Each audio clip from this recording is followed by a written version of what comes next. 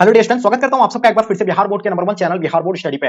Dear student, so finally आप लोग ये सेंटअप एग्जाम का पॉलिटिकल साइंस का ओरिजिनल क्वेश्चन पेपर लेकर के आ गए हैं। आप लोग बहुत समय से परेशान थे कि सर ओरिजिनल पेपर जो आप हम लोग को जो है प्रोवाइड कीजिए। सो फाइनली आप ही लोग में से कोई डियर स्टूडेंट जो हमें यानी प्रोवाइड किया और उसका आंसर की आप लोग के लिए लेकर के आ गए हैं। बस आपको कुछ नहीं करना है, इसका आंसर की को आप लोग नोट कर लीजिए या इसको 2 से 3 बार देख लीजिए। यही आपका हूबहू सेम टू सेम जो आपको यानी पेपर में देखने को मिलेंगे। ओके, तो इसी तरह का आपका अदर सब्जेक्ट का भी चाहिए तो आप लोग इस चैनल को पहले सब्सक्राइब कर लीजिए और साथ में बेल आइकन को ऑन कर लीजिए ताकि आपको नोटिफिकेशन जो है पहुंच जाएंगे। ओके, जैसे मंथली एग्जाम में आप लोग हम ओरिजिनल क्वेश्चन पेपर प्रोवाइड कर रहे थे उसी तरह जो आपको सेंटअप एग्जाम में करने वाले हैं। ओके, तो चलिए आप लोगों को पूरी तरह से एंड तक देखना है। और डियर स्टूडेंट, जो बच्चे अभी तक आप लोग शेयर नहीं किए अपने अपने दोस्तों को एक बार जम करके आप लोग जरूर शेयर करेंगे। तो चलिए डियर हम लोग यानी स्टार्ट करते हैं। जैसे कि आप लोग देख पा रहे होंगे कि इसमें आप लोग को 100 ऑब्जेक्टिव देखेंगे। ठीक है, सेंटअप एग्जाम और बोर्ड एग्जाम जो होता है आपका यानी सेम ही होता है, उसमें भी आपको 100 ऑब्जेक्टिव देखेंगे, इसमें भी देखेंगे, लेकिन इनमें से आपको जो मात्र 50 प्रश्न का ही जो आपको आंसर देना होता है। ओके, तो चलिए डियर आपके स्क्रीन पे पहला क्वेश्चन आपके समक्ष और आपके स्क्रीन पे। ओके, क्या कहलाता है कि तनाव शैथिल्य का दौर जो है कब शुरू हुआ था प्यारे बच्चों? तो आप लोगों को पता होना चाहिए तनाव शैथिल्य का दौर जो है 1962 के क्यूबा संकट के बाद जो ये शुरू हुआ था, ये आप लोगों को पता होना चाहिए। तो अगर 1962 का दिया एग्जैक्ट तो नहीं दिया हुआ यानी क्यूबा संकट के बाद जो ये मतलब शुरू हो गया था, तो या हम लोग मान सकते हैं क्या इसको यानी 1970 के बाद तो नहीं मान सकते, 1960 के बाद ही मान सकते हैं। ठीक है,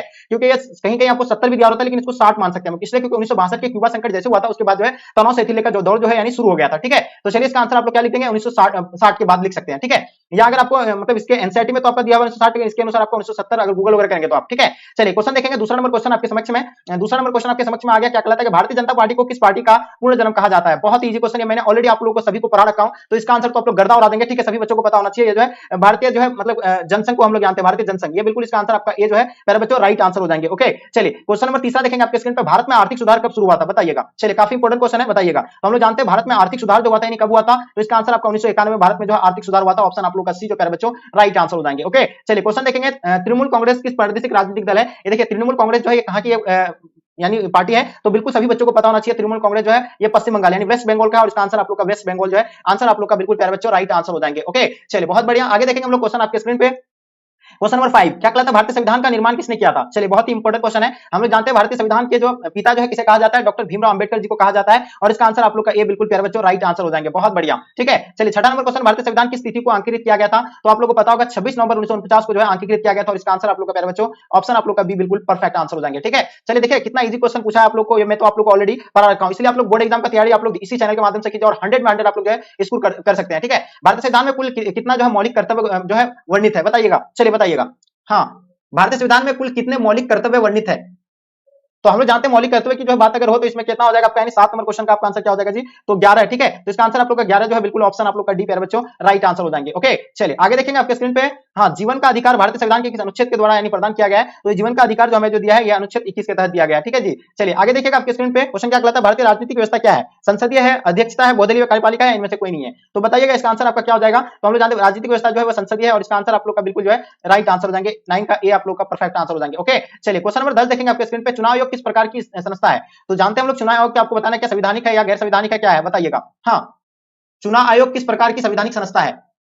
गुड, तो देखिए हम लोग जानते हैं ये जो चुनाव आयोग है ये संवैधानिक संस्था है। क्या है जी? संवैधानिक, तो इसका आंसर आप लोग का बिल्कुल परफेक्ट आंसर हो जाएंगे। जितने सारे बच्चे आप लोग ये बता रहे हैं बिल्कुल आप सभी बच्चों का आंसर परफेक्ट होगा। ठीक है जी, चलिए भारत में कार्यपालिका प्रधान कौन होता है? यानी भारत में जो कार्यपालिका का प्रधान जो होता है वो कौन होता है? तो राष्ट्रपति होता है। ठीक है जी, इसका आंसर आप लोग का बिल्कुल राइट आंसर हो जाएंगे। क्वेश्चन देखेंगे भारतीय संविधान के किस अनुच्छेद में राष्ट्रपति पर महाभियोग प्रावधान है? तो बताइएगा कौन सा होगा, आप लोग को बताना। 12 नंबर क्वेश्चन का, भारत संविधान के किस अनुच्छेद में राष्ट्रपति पर महाभियोग का प्रावधान है, यानी महाभियोग लगा सकता है? ठीक है, तो अनुच्छेद 61 के तहत, कितना? अनुच्छेद 61 के तहत इसका आंसर आप लोग का प्यारे बच्चों ऑप्शन आप लोग का डी राइट आंसर हो जाएंगे। लोकसभा का सर्वोच्च पदाधिकारी कौन होता है बताइएगा। तो लोकसभा का सर्वोच्च पदाधिकारी जो होता है वो स्पीकर होता है। कौन होता है जी? स्पीकर होता है, और इसका आंसर आप लोग का प्यारे बच्चों राइट आंसर हो जाएंगे। बहुत बढ़िया, चलिए आगे देखेंगे क्वेश्चन नंबर आपके स्क्रीन पे 40 नंबर क्वेश्चन। यही ओरिजिनल पेपर एकदम बिल्कुल आपको सेम टू सेम हो यही पे क्वेश्चन आपको देखने को मिलेंगे।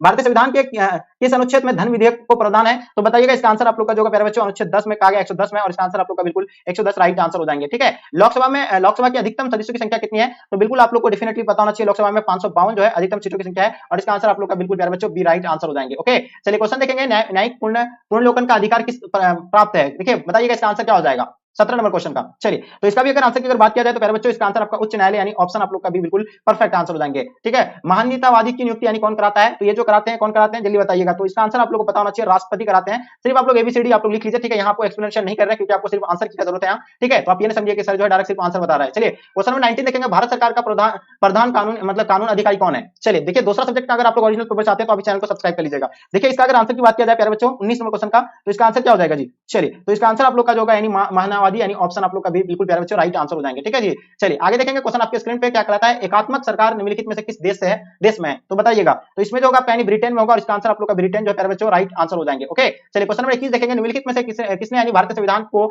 यानी अर्ध अर्ध अर्ध हाँ, या थोड़ा सा मतलब नहीं दिख रहा साफ, अर्धात्मक कहाँ का है, तो बताइएगा ये आंसर, इसका आंसर क्या हो जाएगा, तो ये जो होगा केसी द्वार, तो इसका आंसर आप लोग का बिल्कुल डी प्यारे बच्चों राइट आंसर हो जाएंगे। आप लोग सिर्फ डी लिख लीजिएगा, ठीक है, यहाँ अगर नहीं दिख रहा तो आपको। चलिए, जिला नियोजित समिति का प्रधान किस संवैधानिक संशोधन में किया गया है, चलिए तो इसका आंसर आप लोग लिख लीजिएगा 74वां, ठीक है, सिर्फ आप लोग बी लिख लीजिएगा, जो क्वेश्चन आपको साफ नहीं दिख रहा होगा, ठीक है, आप लोग में से कोई हमें जो है ये सेंड किए हैं। चलिए, निम्नलिखित में से किसने जो है भारतीय संविधान के जो अर्धात्मक कहा गया है, तो बताइएगा इसका आंसर आप लोग का क्या हो जाएगा प्यारे बच्चों 21 नंबर क्वेश्चन का, तो प्यारे बच्चों इसका आंसर आपका केसी द्वार यानी बिल्कुल इसका आंसर आप लोग का बिल्कुल बताए, तो आपको यानी जिला संविधान ये भी तो आपको बता ही दिया। चलिए आगे देखिएगा आपके स्क्रीन पे, भारत में संस्थायी संस्था का जनक किसे कहा जाता है, तो बताइएगा 23 नंबर क्वेश्चन का आपका आंसर क्या हो जाएगा प्यारे बच्चों।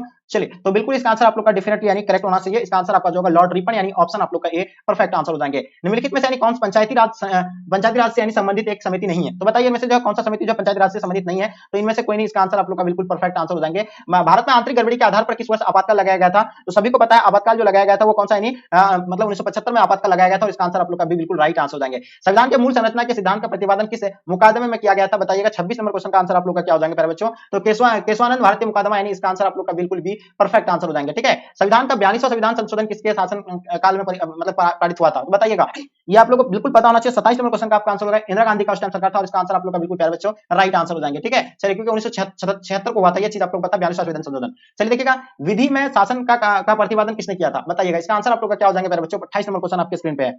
चलिए, तो इसका आंसर आपका हो जाएगा मेंटिंग प्यो यानी ऑप्शन आप लोग का डी बिल्कुल राइट आंसर हो जाएंगे। चलिए देखिएगा क्वेश्चन नंबर आपके स्क्रीन पे 29 नंबर क्वेश्चन, किस वर्ष राज्य पुनर्गठन आयोग का गठन हुआ था प्यारे बच्चों। 29 नंबर क्वेश्चन का आप लोगों को बताना, और ये क्वेश्चन तो आप लोगों को मैंने कई बार बता रखा हूं, ठीक है, तो ये तो हम लोग ऑलरेडी पढ़े हुए थे पहले से। ठीक है, चलिए, तो ये देखिएगा 1953 यानी ऑप्शन आप लोग का भी बिल्कुल राइट आंसर हो जाएंगे। भारत में प्रथम साम्यवादी मुख्यमंत्री कौन थे, बताइएगा। 30 नंबर क्वेश्चन का आंसर हम लोग जानते हैं कि जो है एम नमूद्रीपाद जो है, इसका आंसर आप लोग का प्यारे बच्चों डी राइट आंसर हो जाएंगे। ओके, चलिए, योजना आयोग किस प्रकार की संस्था है, तो हम लोग जानते हैं योजना आयोग जो है क्या गैर संवैधानिक संस्था है, और इसका आंसर आप लोग का जो है बिल्कुल प्यारे बच्चों राइट आंसर हो जाएंगे। ठीक है, चलिए, हाँ, आगे देखेंगे हम लोग क्वेश्चन, इसका प्रधान जो होता है प्रधानमंत्री होता है, इसका अध्यक्ष संविधान के किस अनुच्छेद में वित्तीय आपातकाल का प्रधान है, तो बताइएगा वित्तीय आपातकाल की अगर प्रधान की अगर बात किया जाए तो कौन सा होगा, तो बिल्कुल जल्दी बताएंगे 1960 या 1956, जल्दी बताइए, संविधान के किस अनुच्छेद में वित्तीय आपातकाल का प्रावधान है।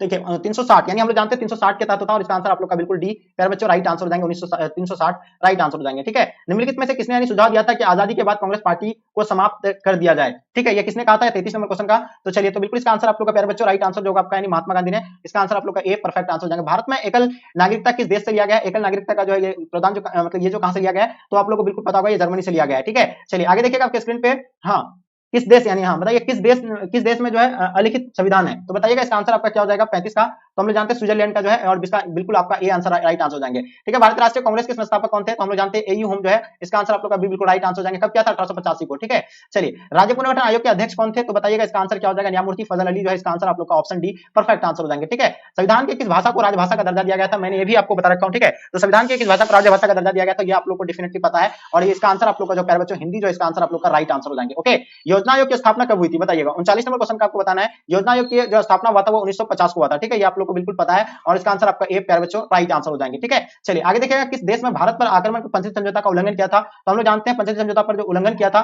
तो ये सभी बच्चों को पता है, ये किसने किया था, ये चीन ने किया था। ठीक है, आक्रमण पर पंचायत समझौता का उल्लंघन किया था, और कब, 1954 में जो पंचायत समझौता हुआ था, ये तो मैंने आपको ऑलरेडी कई बार पढ़ा था, तो ये तो बिल्कुल आप लोग आसानी से इसका आंसर दे सकते हैं। ठीक है जी, चलिए आगे देखिए 41वां क्वेश्चन आपके स्क्रीन पे, भारत राष्ट्रीय कांग्रेस की पहली महिला अध्यक्ष यानी कौन थी, बताइएगा इसका आंसर क्या हो जाएगा। 41वां क्वेश्चन आपके स्क्रीन पे आपके समक्ष में। चलिए, तो देखिए इसका अगर आंसर की बात किया जाए, तो इसका आंसर प्यारे बच्चों आपका जो होगा एनी बेसेंट यानी ऑप्शन आप लोग का ए प्यारे बच्चों राइट आंसर हो जाएंगे। ठीक है, गैर कांग्रेसवाद का नारा जो है किसने दिया था, बताइएगा, गैर कांग्रेसवाद का नारा जो है प्यारे बच्चों ये किसने दिया था, 42 का आपको आंसर बताना है, और इसका आंसर राम मनोहर लोहिया, इसका आंसर आप लोग का राइट आंसर हो जाएंगे। ठीक है, नवनिर्माण आंदोलन किस राज्य में जो है विफल हुआ था, बताइए। 43 नंबर क्वेश्चन का आपको आंसर बताना है, नवनिर्माण आंदोलन किस राज्य में जो है विफल हुआ था। चलिए, बहुत बढ़िया।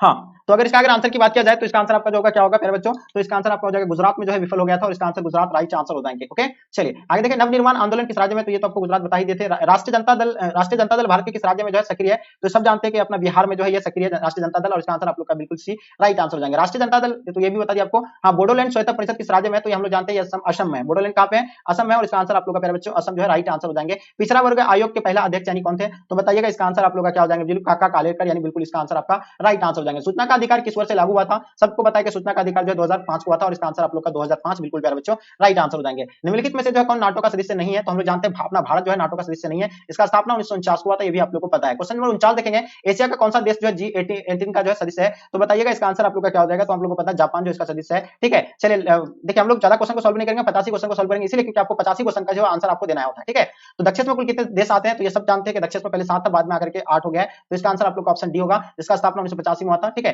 तो प्यारे बच्चों ये जो आप लोग का यानी ओरिजिनल पेपर का मैंने आपको अभी जो है आंसर की यानी प्रोवाइड किया था, आप लोग जो अच्छे से इसको देख लीजिएगा। और आप लोगों से मेरी रिक्वेस्ट है, देखिए आप लोग के लिए इतना मेहनत कर रहे हैं तो आपसे मेरी रिक्वेस्ट है प्लीज आप लोग ज्यादा से ज्यादा शेयर करें। ये आपका ओरिजिनल पेपर है ताकि आपके दोस्त लोगों तक भी जो है पहुंच पाएंगे। ठीक है, ताकि उसको भी जो हेल्प हो पाएंगे। तो ये चलिए यहीं तक आज के क्लास में करते हैं। जब तक के लिए जय हिंद, जय भारत।